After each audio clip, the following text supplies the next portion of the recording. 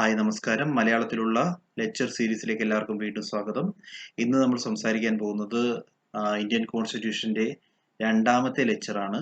ആദ്യത്തെ ലെക്ചറിൽ നമ്മൾ പറഞ്ഞിരുന്നത് ഹിസ്റ്റോറിക്കൽ ഫോർമേഷൻ ആയിരുന്നു, historical foundation of Indian constitution ആയിരുന്നു. അതിൽ നമ്മൾ ഇമ്പോർട്ടൻ്റ് ആയിട്ടുള്ള രണ്ട് ആക്ടുകൾ ഡിസ്കസ് ചെയ്യുകയുണ്ടായി. ഇന്ന് നമ്മൾ ഡിസ്കസ് ചെയ്യാൻ പോകുന്നത് മൂന്നാമത്തെ ഇമ്പോർട്ടൻ്റ് ആക്ട് ആണ്. മൂന്നാമത്തെ act Pitt's India act of 1784. ഇത് പാസ്സാക്കുന്നത് പിറ്റ്സിന്റെ പ്രപ്പോസലുമായി ബന്ധപ്പെട്ടാണ്. അതുകൊണ്ടാണ് ഇത് പിറ്റ്സ് ഇന്ത്യ ആക്ട് എന്ന് അറിയപ്പെടുന്നത്. 3 ഇമ്പോർട്ടൻറ്റ് പ്രൊവിഷൻസ് ആണ് ഈ ആക്ടുമായിട്ട് ബന്ധപ്പെട്ട് നമ്മൾ ഓർക്കേണ്ടത്. ഒന്നാമത്തെ provision, for the first time കമ്പനിയുടെ കൊമേഴ്ഷ്യൽ അഫയേഴ്സും പൊളിറ്റിക്കൽ അഫയേഴ്സും ഡിഫറൻഷിയേറ്റ് ചെയ്യപ്പെട്ടു. ഇതിനു മുമ്പ് അഡ്മിനിസ്ട്രേറ്റീവ് ആൻഡ് പൊളിറ്റിക്കൽ എന്നുള്ള രീതിയിലാണ് ഡിഫറൻഷിയേറ്റ് ചെയ്യപ്പെട്ടിരുന്നെങ്കിൽ ഇവിടെ കൊമേഴ്ഷ്യൽ ഫംഗ്ഷൻസിനെ സെപ്പറേറ്റ് ചെയ്യുന്നു, പൊളിറ്റിക്കൽ ഫംഗ്ഷൻസിനെ സെപ്പറേറ്റ് ചെയ്യുന്നു. കൊമേഴ്ഷ്യൽ ഫംഗ്ഷൻസ് കൈകാര്യം ചെയ്യാൻ വേണ്ടി കോർട്ട് ഓഫ് ഡയറക്ടേഴ്സിന് അധികാരമുണ്ടാകും. ഇത് കമ്പനിയുടെ റെപ്രസെന്റേറ്റീവ് ആണ്. അതേസമയം പൊളിറ്റിക്കൽ ഫംഗ്ഷൻസ് കൈകാര്യം ചെയ്യാൻ വേണ്ടി ഒരു സെപ്പറേറ്റ് ബോഡി ക്രിയേറ്റ് ചെയ്തു. അതിന്റെ പേരാണ് ബോർഡ് ഓഫ് കൺട്രോൾ. സോ ഇതുവഴി ഒരു പുതിയ സിസ്റ്റം ഇന്ത്യയിൽ ഇൻട്രൊഡ്യൂസ് ചെയ്തു. ഈ സിസ്റ്റത്തിന്റെ പേരാണ് ഡബിൾ ഗവൺമെന്റ്. സോ രണ്ട് കാര്യങ്ങളാണ് നമ്മൾ പറഞ്ഞത്. കൊമേഴ്ഷ്യൽ ആൻഡ് പൊളിറ്റിക്കൽ ഫംഗ്ഷൻസിനെ ആദ്യമായിട്ട് ഡിവൈഡ് ചെയ്യുന്നു. കൊമേഴ്ഷ്യൽ ഫംഗ്ഷൻസ് കൈകാര്യം ചെയ്യുന്നത് കമ്പനിയുടെ തന്നെ റെപ്രസെന്റേറ്റീവ്സ് ആയിട്ടുള്ള കോർട്ട് ഓഫ് ഡയറക്ടേഴ്സ് ആണ്. അതേസമയം പൊളിറ്റിക്കൽ ഫംഗ്ഷൻസ് കൈകാര്യം ചെയ്യാൻ വേണ്ടി മറ്റൊരു ബോഡി ക്രിയേറ്റ് ചെയ്തു. ആ ബോഡിയാണ് board of control. So board of control actually അവരുടെ ഡ്യൂട്ടി ആയിരിക്കും പൊളിറ്റിക്കൽ ആക്ടിവിറ്റീസ് എല്ലാം മാനേജ് ചെയ്യുക. സോ ഇവരെ എലക്ട് ചെയ്യുന്നത് ബ്രിട്ടീഷ് ഗവൺമെന്റ് ആയിരിക്കും.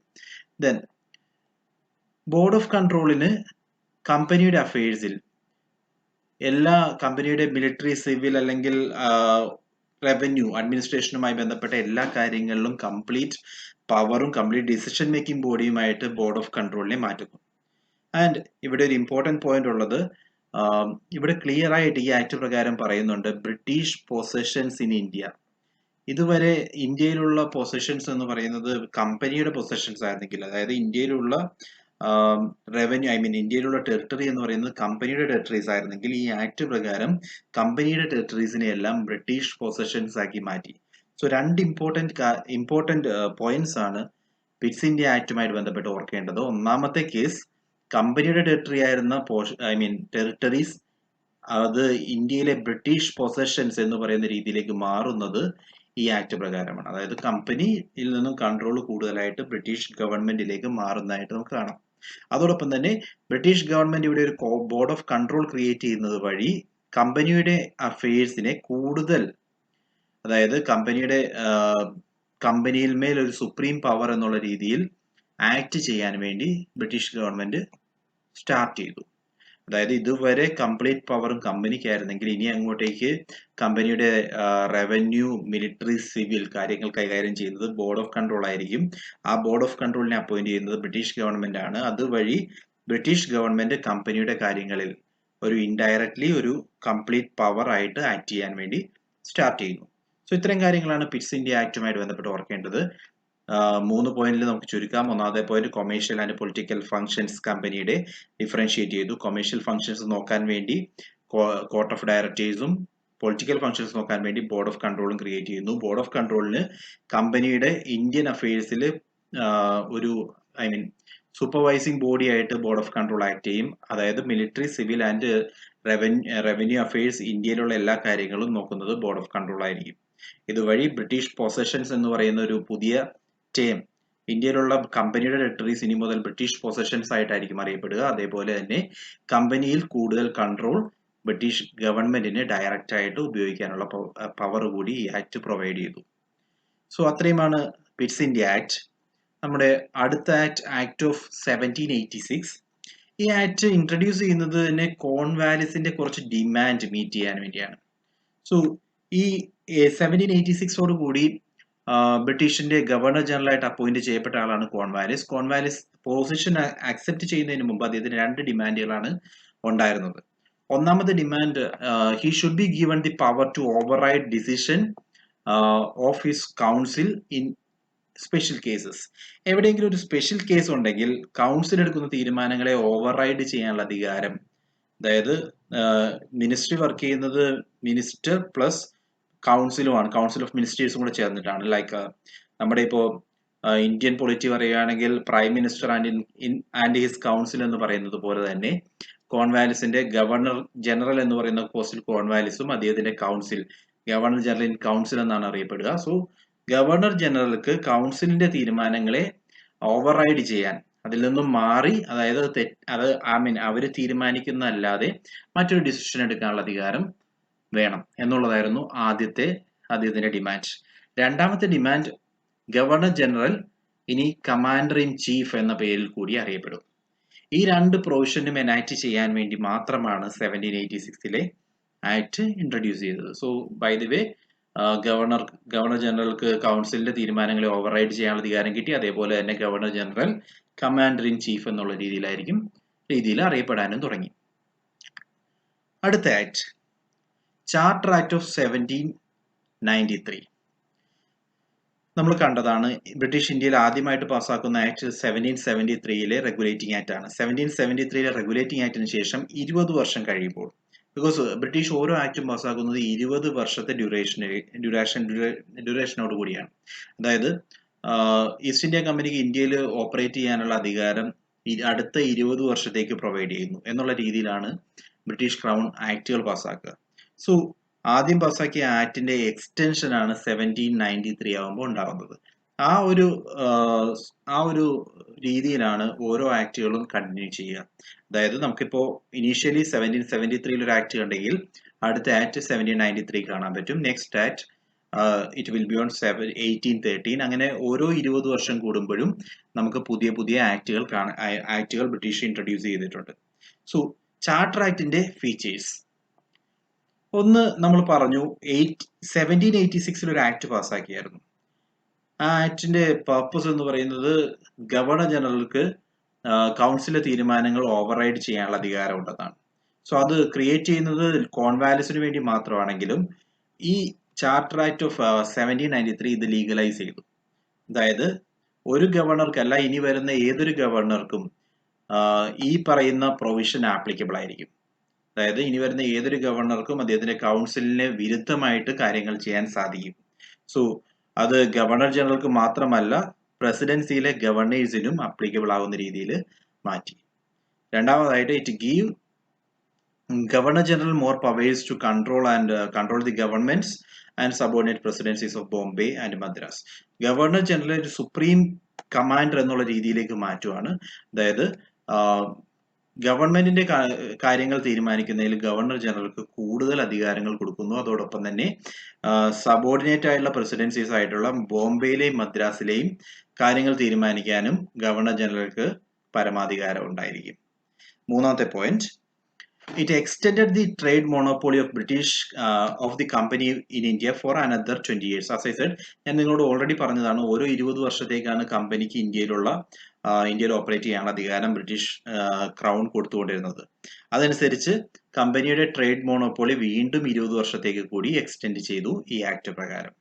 ദെൻ നാലാമത്തെ important point, it provided that commander in chief was not to be a member of Governor General's Council unless he was so appointed.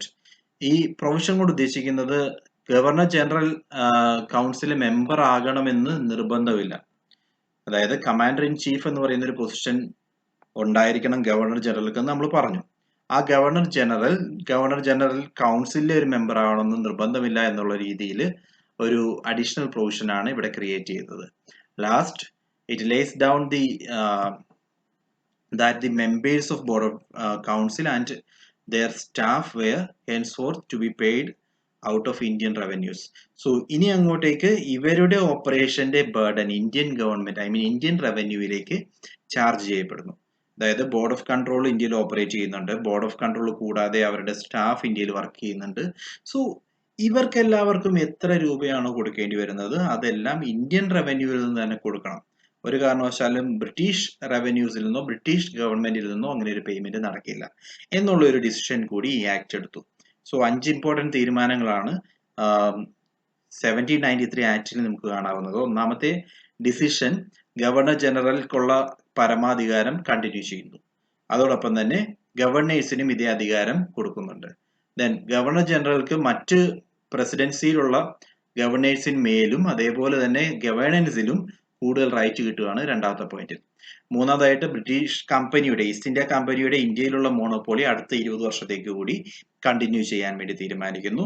Governor general in council I mean commander in chief എന്ന് പറയുന്ന പൊസിഷനിൽ ഇരിക്കുമ്പോൾ governor general in കൗൺസിലായിട്ട് അദ്ദേഹത്തിന് തുടരേണ്ട ആവശ്യമില്ല എന്നുള്ള governor general കൗൺസിലിലെ member ആയിട്ട് അദ്ദേഹത്തിന് തുടരണമെന്ന് യാതൊരു നിർബന്ധമില്ല. അല്ലെങ്കിൽ അങ്ങനെ അപ്പോയിന്റ് ചെയ്താൽ മാത്രമേ അത്തരത്തിലൊരു പോസ്റ്റ് അദ്ദേഹത്തിന് ഇരിക്കാൻ സാധിക്കൂ എന്നാണ് നാലാമത്തെ പോയിന്റ് പറഞ്ഞത്. അവസാനമായിട്ട് ബോർഡ് ഓഫ് കൺട്രോളിന് ഇന്ത്യയിൽ ഉണ്ടാകുന്ന എല്ലാ എക്സ്പെൻസും മീറ്റ് ചെയ്യേണ്ടത് ഇന്ത്യൻ റവന്യൂവിൽ നിന്ന് തന്നെ ആയിരിക്കണമെന്നും ഈ ആക്ട് പ്രകാരം പ്രൊവിഷൻ ഉണ്ട്. Next act, charter act of 1813. 1813 charter act. Important features ഞാൻ ആദ്യം പറഞ്ഞതുപോലെയാണ്. 1793 ആക്ട് കഴിഞ്ഞു, ഇനി 20 വർഷം കഴിയുന്നു. ബ്രിട്ടീഷ് മോണോപോളി 20 വർഷത്തേക്കാണ് എക്സ്റ്റെൻഡ് ചെയ്തത്. സോ 1813 അടുത്ത ആക്ട് വരുന്നു.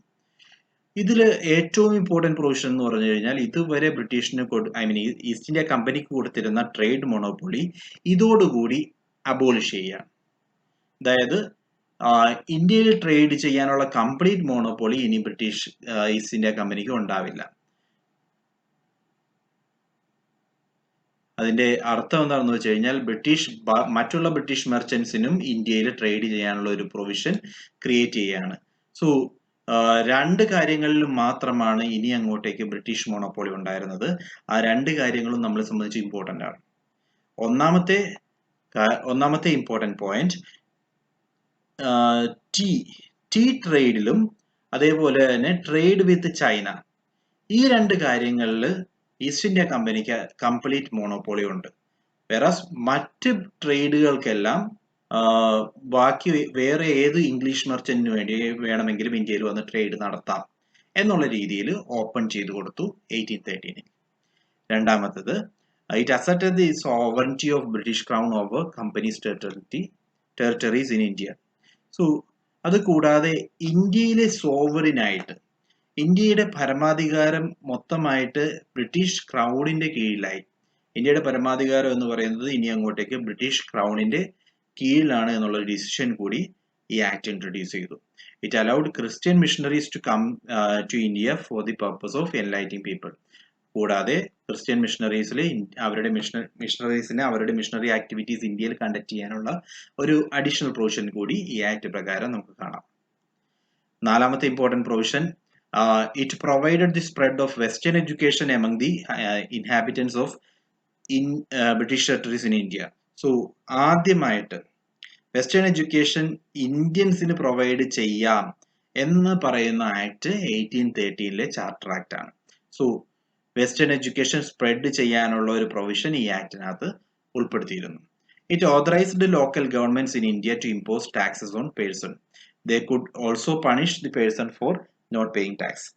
സാധാരണ ജനങ്ങളിലേക്ക് ടാക്സ് ഇമ്പോസിഷൻ കൊണ്ടുവരുന്നുണ്ട് ഈ ആക്ട് പ്രകാരം. അതോടൊപ്പം തന്നെ ടാക്സ് ഇമ്പോസ് ചെയ്ത് ജനങ്ങളെ പണിഷ് ചെയ്യാൻ, ഇൻ കേസ് ടാക്സ് പേ ചെയ്യുന്നില്ലെങ്കിൽ അവർക്ക് പണിഷ്മെന്റ് കൊടുക്കാനുള്ള പ്രൊവിഷനും ഈ ആക്ടിൽ ഇൻട്രൊഡ്യൂസ് ചെയ്തിരുന്നു. സോ നമ്മൾ പറയുന്നത് 1813 ചാർട്ടർ ആക്ട് ആണ്. 5 ഇമ്പോർട്ടന്റ് പ്രൊവിഷൻ. ഒന്നാമത്തെ പ്രൊവിഷൻ, ബ്രിട്ടീഷിന് ഈസ്റ്റ് ഇന്ത്യ കമ്പനിക്ക് ഇന്ത്യയിലുള്ള കംപ്ലീറ്റ് ഓട്ടോണമി ഇതോടുകൂടി അവസാനിക്കുകയാണ്. അതായത് മറ്റ് ബ്രിട്ടീഷ് മെർച്ചൻസിനും ഇന്ത്യയിൽ വന്ന് ട്രേഡ് ചെയ്യാം. രണ്ട് കാര്യങ്ങളിൽ മാത്രമാണ് ഇനി അങ്ങോട്ടേക്ക് ഓട്ടോണമി കണ്ടിന്യൂ ചെയ്യുന്നത്, കംപ്ലീറ്റ് പവർ നിലനിൽക്കുന്നത്. ഒന്നാമത്തത് ട്രേഡ് വിത്ത് ചൈനയാണ്, രണ്ടാമത്തത് ടീ ട്രേഡ്. ഈ രണ്ട് കാര്യങ്ങളിൽ ഇനി അങ്ങോട്ടും ബ്രിട്ടീഷ് ഈസ്റ്റ് ഇന്ത്യ കമ്പനിക്ക് കംപ്ലീറ്റ് മോണോപോളി ഉണ്ട്. ദെൻ രണ്ടാമതായിട്ട് ബ്രിട്ടീഷ് ക്രൗൺ ഇന്ത്യയുടെ സോവറിനായിട്ട് പ്രഖ്യാപിക്കപ്പെടുന്നു. മൂന്നാമതായിട്ട് ക്രിസ്ത്യൻ മിഷണറീസിന് ഇന്ത്യയിൽ ഇനി അങ്ങോട്ടേക്ക് പ്രവർത്തിക്കാം. നാലാമത്തെ important provision, western education promote ചെയ്യാൻ വേണ്ടി ഇന്ത്യൻസിന് വെസ്റ്റേൺ എഡ്യൂക്കേഷൻ കൊടുക്കാനുള്ള ഒരു അഡീഷണൽ പ്രൊവിഷൻ കൂടി ഇൻക്ലൂഡ് ചെയ്യുന്നു. ലാസ്റ്റ്, ലോക്കൽ ഗവൺമെന്റ്സിന് ടാക്സ് ഇമ്പോസ് ചെയ്യാനുള്ള അധികാരം കൂടി കൊടുക്കുന്നു. ഇത്രയുമാണ് ഈ ആക്ടിൽ ഇമ്പോർട്ടന്റ് ആയിട്ട് വർക്ക് ചെയ്യേണ്ടത്. സോ നമ്മൾ ഇന്ന് പറഞ്ഞത് 3 മേജർ ആക്ടുകളാണ്. ഒന്നാമത്തെ ആക്ട് 1784 പിറ്റ്സ് ഇന്ത്യ ആക്ട്, നമ്മളോട് ചോദ്യങ്ങൾ വരുന്നത് ഓരോ പ്രൊവിഷനും തന്നിട്ട് which of the following is true എന്നുള്ള രീതിയിലായിരിക്കും. സോ ഓരോ പ്രൊവിഷനും നമ്മൾ അറിഞ്ഞിരിക്കണം. 1784 പിറ്റ്സ് ഇന്ത്യ ആക്ട് ആണ് ആദ്യം നമ്മൾ ഡിസ്കസ് ചെയ്തത്. രണ്ടാമത്തത് ആക്ട് ഓഫ് 1786, പേരൊന്നുമില്ല, അതുകൊണ്ട് തന്നെ നമുക്കത് വളരെ ഇമ്പോർട്ടന്റ് ആണെന്ന് ഞാൻ പറയില്ല. അതുകൊണ്ടാണ് മേജർ ആക്ടിന്റെ കൂട്ടത്തിൽ പെടുത്താതിരുന്നത്. Then charter act of 1793, 5 provisions important ആണ്. ചാർട്ടർ ആക്ട് ഓഫ് 1813, ആദ്യമായിട്ട് എഡ്യൂക്കേഷന് വേണ്ടി ഒരു റിഫോം ഉണ്ടായത് ഇവിടെയാണ്. ബ്രിട്ടീഷിന്റെ കംപ്ലീറ്റ് ഓട്ടോണമി അവസാനിക്കുന്നത് ഇവിടെയാണ്. സോ ഇത്രയും ആണ് നമ്മളുടെ ഇന്നത്തെ ഡിസ്കഷൻ. നമ്മൾ അടുത്ത ആക്ട്സുമായിട്ട് കണ്ടിന്യൂ ചെയ്യും. Thank you.